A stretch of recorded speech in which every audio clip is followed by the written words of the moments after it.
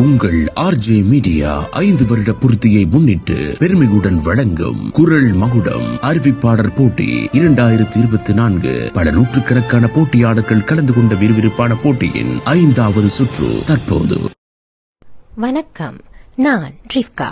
புத்தளம் மாவட்டத்தில் ஆலங்குடா எனும் ஊரை சேர்ந்தவள். இன்றைய நமது நிகழ்வென்பது பல வருடங்களாக நான் கண்ட கனவு.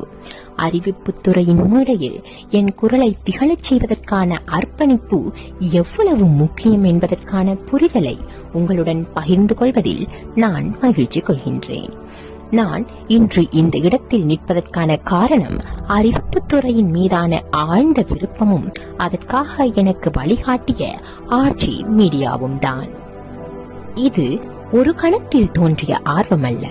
மாணவியாக நான் இருந்தபோதே என் பள்ளியில் நடக்கும் நிகழ்ச்சிகளில் முதல் முறை அறிவிப்பாளராக அவ்விடத்தை நான் ஆட்சி செய்தபோது எனக்குள் எதையோ நான் உணர்ந்தேன். அந்த குரல் எவரையாவது தன் வார்த்தைகளால் ஈர்ப்பது, கேட்பவர்களை முழுமையாக கவர்வது. அந்த நேரத்திலேயே எனது குரல் அறிவிப்புத் துறையின் ஒரு புதிய பாதையை எட்ட வேண்டும் என்றதொரு விருப்பம் எனக்குள் விதைக்கப்பட்டு விட்டது. பாடசாலை பராயத்திலேயே நான் இந்த அறிவிப்புத் துறையின் சிறப்பை உணர்ந்தேன். பள்ளியில் நடத்தப்பட்ட அனைத்து நிகழ்ச்சிகளிலும் அறிவிப்பாளராக பங்கு பற்றி எனது திறமைகளையும் வளர்த்துக் கொண்டேன். ஆனால் எப்போதுமே எனக்குள் ஒரு சில கேள்விகள் இருந்து கொண்டே இருந்தன. அவை, இந்த அறிவிப்புத் துறையில் அடுத்த கட்டத்தை எட்டுவது எப்படி? என்னை அடுத்தபடிக்கு எடுத்துச் செல்லும் அந்த மேடை எங்கு கிடைக்கும்? அந்த நேரத்தில் என் குழப்பத்துக்கும் கேள்விக்கும் பதிலாய் எனது வாழ்வில் என்னுடன் சேர்த்தது ஆர்ஜே மீடியா. அவர்கள் எனக்கான பாதையை அமைத்து அந்த துறையில் எனது கனவுகளை நிறைவேற்ற உதவியும் செய்தார்கள்.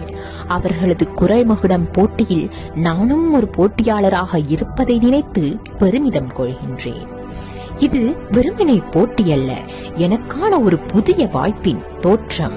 இந்த வாய்ப்பே எனக்கான ஒரு அடித்தளமும் திறக்க பயணமும். அறிவிப்புத்துறை எனக்கு கற்றுத்தந்த மிக முக்கியமான பாடம் என்னவென்றால், ஒவ்வொரு வார்த்தையிலும் உணர்ச்சியை பிரதிபலிக்க வேண்டும்.